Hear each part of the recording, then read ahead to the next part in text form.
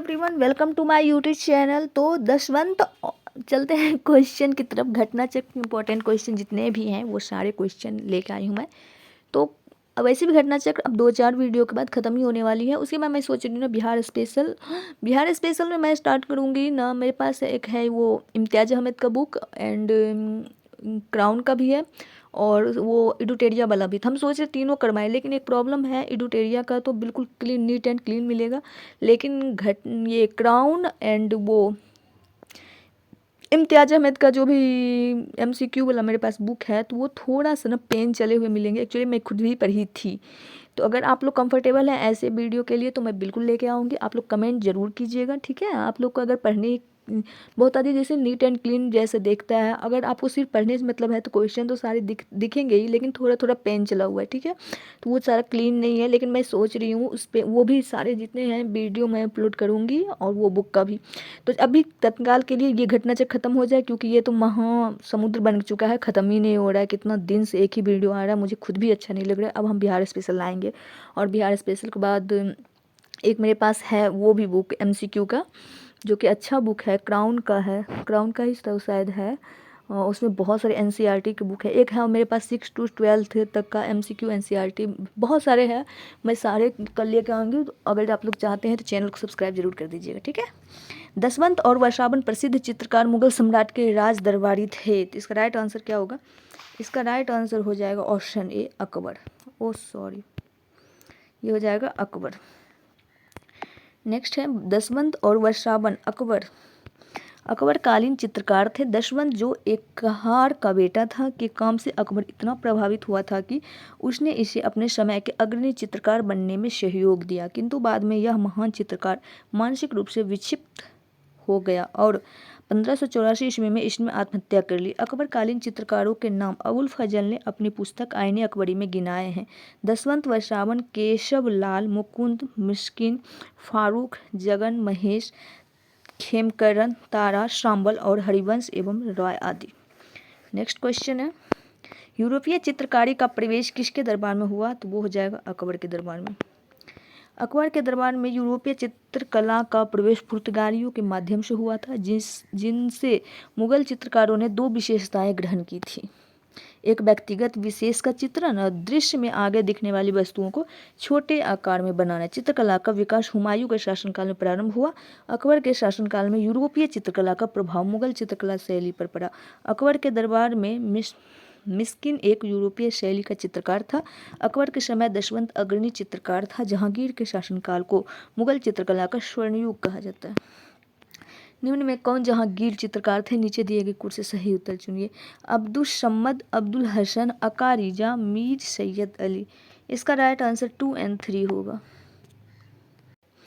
अबुल हसन, उस्ताद Mansoor, Farooq bag, Bishan दास, अकारिजा, मोहम्मद नादिर, मोहम्मद मुराद, मनोहर माधव तथा governor Jahangir के समय के प्रमुख चित्रकार थे। मीर सैयद अली और अब्दुल समद ने हुमायूं के समय में मुगल चित्रकला की आधारशिला रखी थी।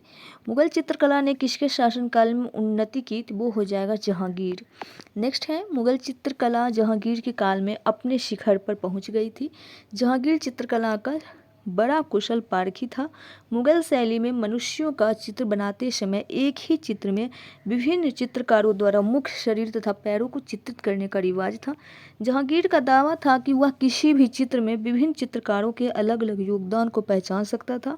शिकार, युद्ध तथा राज दरबार के दृश्यों का चित्रित करने के अलावा जहांगीर के काल में मनुष्य तथा जानवरों के चित्रों को बनाने की कला में विशेष प्रगति हुई। अबुल हसन ने जहांगीर के सिंहासनारोहण एक चित्र बनाया था। जहांगीर के मुख्यतः निम्नलिखित में से किस कला को संरक्षण दिया था? तो वो हो जाएगा चित्रकला। इनमें से किस मुगल सम्राट ने सचित्र पांडुलिपियों से ध्यान हटाकर चित्राधार और वैयक्तिक रूप चित्रों पर अधिक जोर दिया? तो वो हो जाएगा जहांगीर ने। हुमायूं के समय से ही मुगलों ने चित्रकला में अभिरुचि दिखाई। हुमायूं और अकबर के समय में चित्रकारी के तहत मुख्यतः सचित्र पुस्तकों, पांडुलिपियों तथा तूतीनामा, हमजनामा, रज्मनामा, अनवर ए सुहेली आदि के प्राकृतिक दृश्यों, ज्यामितियों, दरबार और शिकार के दृश्यों का अंकन किया गया था। इसके विपरीत जहांगीर ने छवि चित्रण को सर्वाधिक महत्व दिया। स्वयं जहांगीर ने अकेले या नूर जहां के साथ फारस के सम्राट, दरबारियों, पशु पक्षियों आदि के अनेक व्यक्तिक रूप चित्र बनाए तथा अनेक चित्राधरों का निर्माण करवाया। पहाड़ी school, Rajput school, Mughal school और कांगड़ा स्कूल निम्न में से किस कला की विभिन्न शैलियों को दर्शित करते हैं? तो वो हो जाएगा चित्रकला का। पहाड़ी school, Rajput school, Mughal school और कांगड़ा स्कूल मध्यकालीन चित्रकला की विभिन्न शैलियाँ हैं। उत्तर पश्चिमी हिमालय क्षेत्र के विभिन्न पहाड़ी क्षेत्रों में की जाने वाली चित्रकारी को सामान्यतः पहाड़ी चित्रकला कहते हैं। इसमें वर्तमान हिमाचल प्रदेश, जम्मू और कश्मीर, उत्तराखंड का टिहरी, गढ़वाल क्षेत्र आते हैं। किशनगढ़ शैली किस कला के लिए प्रसिद्ध है? तो वो हो जाएगा चित्रकला के लिए प्रसिद्ध है। राजस्थान की प्रसिद्ध शैली किशनगढ़ शैली चित्रकला से संबंधित है। यह शैली अपने श्रृंगारिक चित्रों के लिए संपूर्ण भारत में जानी जाती है। निम्नलिखित में से कौन सा एक संगीत वाद्य बजाने में औरंगजेब की दक्षता थी? तो वो हो जाएगा बीना। बीना बजाने में औरंगजेब ने संगीत को इस्लाम विरोधी मानकर उस पर पाबंदी लगा दी, परंतु उसी के काल में फारस भाषा में भारतीय शास्त्रीय संगीत पर सर्वाधिक पुस्तकें लिखी गई। औरंगजेब संगीत विरोधी होने के बावजूद स्वयं एक कुशल वीणा वादक था। प्रातः काल में गाए जाने वाला राग, तो वो हो जाएगा तोड़ी। तोड़ी राग प्रातःकालीन गाया जाने वाला राग है। यह राज दरबारों में भाटों और चारणों द्वारा गाया जाता था। तानसेन, बैजू बावरा और गोपाल नायक जैसे संगीतज्ञों ने स्वामी हरिदास से प्रशिक्षण प्राप्त किया था। स्वामी हरिदास के अनुयायियों ने कितने संगीत अर्चना केंद्र स्थापित किए? तो वो हो जाएगा 5। हरिदास संप्रदाय के संगीत अर्चना केंद्रों की संख्या 5 थी। स्वामी हरिदास ने ब्रज भाषा में अनेक ध्रुपदों की रचना की और उन्हें गेय रूप दिया। वे गायन और वादन दोनों कलाओं में प्रवीण थे। इनके अनेक शिष्य थे, जिनमें से तानसेन, बैजू बावरा, गोपाल नायक, मदन लाल का नाम उल्लेखनीय है। अकबर के शासनकाल में ध्रुपद गायकों में सम्मिलित थे तानसेन, हरिदास, सूरदास और विलास खां। निम्न कूटों में सही उत्तर का चयन करना है, तो वो हो जाएगा 1 और 2। अकबर के शासनकाल के दौरान तानसेन और स्वामी हरिदास प्रमुख ध्रुपद गायक थे। विलास खां जहांगीर के दरबार का प्रमुख संगीतज्ञ था। प्रसिद्ध तानसेन का मकबरा स्थित है, तो वो हो जाएगा ग्वालियर में। कहाँ पे? ग्वालियर में स्थित है। तानसेन अकबर के दरबार का प्रसिद्ध संगीतज्ञ था। इनका मूल नाम रामतनु पांडे था। वह अकबर के नवरत्नों में से एक था। अकबर के दरबार में आने से पहले तानसेन रीवा के राजा रामचंद्र के दरबार में था, जहां से अकबर ने उसे अपने दरबार में बुलवाया और बहुत उच्च स्थान प्रदान किया। अकबर ने तानसेन को कंठाभरण वाणी विलास की उपाधि प्रदान की थी। अबुल फजल के अनुसार उसके समान भारतवर्ष में उससे पहले 1000 वर्ष तक कोई भी अच्छा गायक नहीं हुआ। उसने राजा मानसिंह द्वारा स्थापित ग्वालियर स्कूल में शिक्षा प्राप्त की थी। उसका मकबरा ग्वालियर में स्थित है। तानसेन का मूल नाम क्या था? तो वो हो जाएगा रामतनु पांडे। क्या था? रामतनु पांडे। निम्नलिखित राजाओं में से किसने अकबर के पूर्व तानसेन को संरक्षण दिया था? तो भाटा कर राजा रामचंद्र सिंह को। निम्नलिखित में से किस मुगल शासक ने लाला कालावंत से हिंदू संगीत की शिक्षा ली? तो वो हो जाएगा अकबर ने। मुगल शासक अकबर नगारा बजाने में प्रवीण थे। इसने लाल कालावंत से हिंदू संगीत की शिक्षा ली। बाबरनामा का अंग्रेजी अनुवाद किसने किया? तो लेडेन और रस्किन ने। तुजुक ए बाबरी और बाबरनामा को बाबर ने अपनी मातृभाषा तुर्की में लिखा था। पाइंदा खां और अब्दुल रहीम खान ने फारसी में इसका अनुवाद किया, जबकि बाबरनामा का अंग्रेजी में अनुवाद जॉन लेडेन और विलियम रस्किन ने किया था। गुलबदन बेगम पुत्री थी, तो किसकी पुत्री थी? तो बाबर की पुत्री थी। गुलबदन बेगम बाबर की पुत्री थी। उसका जन्म 523 ईस्वी में तथा मृत्यु 1603 ईस्वी में हुई थी। उसने अपनी प्रसिद्ध रचना हुमायूं नामा में ऐतिहासिक विवरण लिखे। अकबर उसका बहुत सम्मान करता था। गुलबदन बेगम ने स्वयं लिखा है कि उसने अकबर के आदेश पर बाबर और हुमायूं का इतिहास अपनी स्मृति से लिखा था। गुलबदन बेगम ने अपना इस रचना में हुमायूं और कमरान के मध्य युद्ध का वर्णन किया है। मुगल काल में निम्नलिखित में से किस महिला ने ऐतिहासिक विवरण लिखे हैं? तो वो हो जाएगा गुलबदन बेगम। हुमायूं नामा की रचना किसने की है? तो गुलबदन बेगम ने। हुमायूं नामा की रचना किसने की? तो ये हो जाएगा उपर्युक्त में से कोई नहीं, गुलबदन बेगम ने की है। दिल्ली का वह शिक्षा केंद्र जो मदरसा ए बेगम कलकत्ता था, किसके द्वारा स्थापित किया गया था? तो वो हो जाएगा महम अनंगा के द्वारा। महम अनंगा ने दिल्ली के पुराने किले में खैरुल मंजिल अथवा खैर उल मंजिल नामक मदरसे की स्थापना कराई थी, जिसे मदरसा ए बेगम भी कहा जाता था। दिल्ली में पुराना किला के सामने खैरुल मंजिल नामक मस्जिद का निर्माण किसने करवाया था? तो महम अनंगा ने। निम्नलिखित में किसने हितोपदेश का फारसी में अनुवाद किया था? तो ताजुल माली ने। संस्कृत ग्रंथ हितोपदेश का फारसी भाषा में अनुवाद 1450 ईस्वी के आसपास ताजल-दीन मुफ्ती अल मलिकी द्वारा मुफरिह अल कुबाल नाम से किया गया था। ताज अल दीन मुफ्ती अल मलिकी को ही त्रुटि वर्ष कुछ पुस्तक में ताजुल मालिक लिखा गया है। सूची 1 को सूची 2 से सुमेलित कीजिए तथा सूचियों के नीचे दिए गए कोड का प्रयोग करके सही उत्तर चुनिए।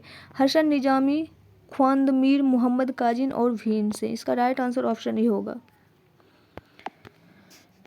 हसन निजामी ताजुल माशीर, ख्वांदमीर हुमायूं नामा, मोहम्मद काजिन आलमगीर नामा, भीमसेन नुस्खा ए दिलखुशा।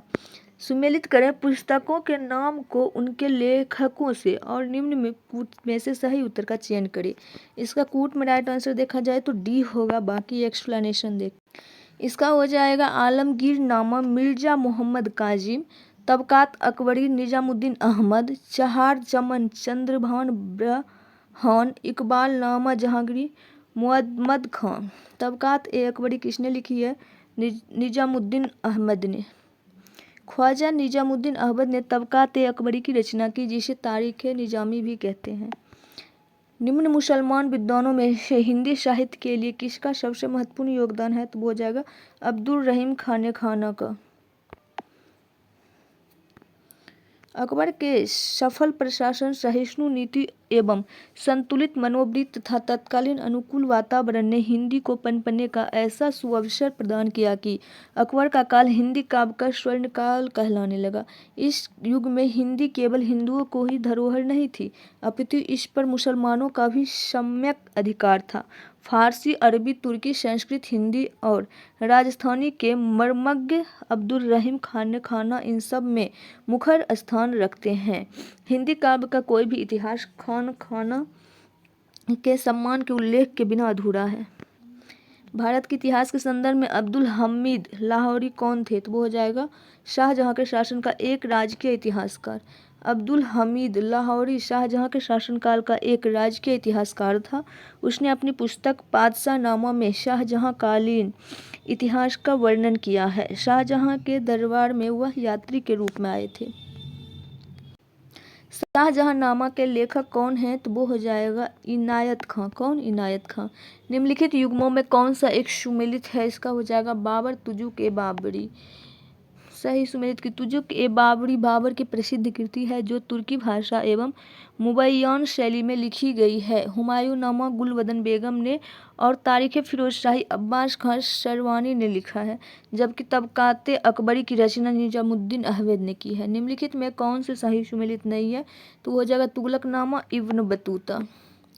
तुगलकनामा का लेखक अमीर खुसरो था, जबकि इब्न बतूता ने अपना यात्रा वृत्तांत रिहला पुस्तक में लिखा था। नेक्स्ट है अनवर ए सुहेली नामक ग्रंथ निम्नलिखित में किसका अनुवाद है? तो वो हो जाएगा पंचतंत्र का। पंचतंत्र का अनुवाद विभिन्न शासकों के काल में अलग अलग नामों से किया गया है। गजनवी काल में नसरुल्लाह मुंशी शिराजी ने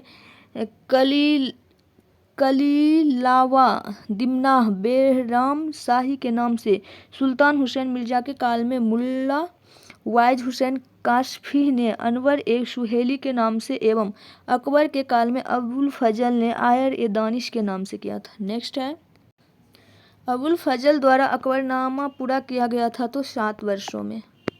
अकबरनामा अकबर के नवरत्नों में से एक अबुल फजल द्वारा वर्ष 1590 से 1596 ईस्वी के बीच उसके शासनकाल में आधिकारिक वृत्तांत के रूप में लिखा गया था। कुछ पुस्तकों में अकबरनामा पूर्ण करने का 7 वर्ष से अधिक भी बताया गया है। यही कारण है कि मुगल काल में दरबारी भाषा थी तो फारसी। मुगल काल में दरबारी भाषा फारसी थी। अकबर द्वारा स्थापित अनुवाद विभाग में संस्कृत, अरबी, तुर्की और ग्रीक भाषाओं की अनेक कृतियों का अनुवाद फारसी भाषा में किया गया। मुगल की अदालत में भाषा थी तो वो हो जाएगा फारसी। फारसी मुगल की राजभाषा थी। राजकाज से संबंधित सभी कार्य फारसी में ही संपन्न होते थे। वस्तुतः भारत में फारसी साहित्य का विकास मुस्लिम विजेताओं के आगमन से प्रारंभ हुआ। यह प्रारंभ में शासक वर्ग तथा अमीर वर्ग की भाषा थी और इसको उन्हीं का संरक्षण भी प्राप्त था। सर्वप्रथम भारत में लाहौर फारसी साहित्य के विकास का केंद्र रहा। मुगलकालीन ग्रंथ मासिर ए आलमगीरी किसकी रचना है तो वो हो जाएगा साकी मुस्तैद खां की। मुगलकालीन ग्रंथ मासिर ए आलमगीरी की रचना साकी मुस्तैद खां ने की है। फारसी भाषा में लिखित इस ग्रंथ से औरंगजेब के शासनकाल का विवरण प्राप्त होता है। सूची 1 को सूची 2 से सुमेलित कीजिए तथा नीचे दिए गए कोड से सही उत्तर चुनिए। भीमसेन, कायस्थ, चंद्रभान, ब्राह्मण, ईश्वरदास नागर, सुजान राय भंडारी। तो इसका राइट आंसर क्या होगा कूट में देखते हैं। इसका राइट आंसर ऑप्शन डी है। बाकी देख लेते हैं। भीमसेन कायस्थ, तारिके दिलकुशा, चंद्रभान ब्राह्मण, तो इसका हो जाएगा चहार चमन। ईश्वरचंद्र नागर हो जाएगा ईश्वर दास नागर। तो फुतहात ए आलमगीरी, सुजान रॉय भंडारी, खुलासत उत तवारिख। नेक्स्ट है नस्तालिक है क्या है तो वो एक प्रकार का फारसी लिपि जो मध्यकालीन भारत में प्रयुक्त होती थी। नस्तालिक एक फारसी लिपि है जो मध्यकाल भारत में प्रयुक्त होती थी। मुगल बादशाह औरंगजेब नस्तालिक तथा शिकस्त लिखने में निपुण थे। कवि हृदय राजा जिसने नागरी दास के नाम से कृष्ण की प्रशंसा में छंद लिखे, उसका राइट आंसर हो जाएगा ऑप्शन डी। आज के लिए इतना ही, मिलेंगे नेक्स्ट वीडियो में। तब तक के लिए bye, take care, all the best. Video पसंद आता है तो वीडियो को लाइक कर दीजिए एंड चैनल को सब्सक्राइब कर दीजिए। Thanks for watching. मिलते हैं नेक्स्ट वीडियो में, तब तक के लिए बाय, टेक केयर।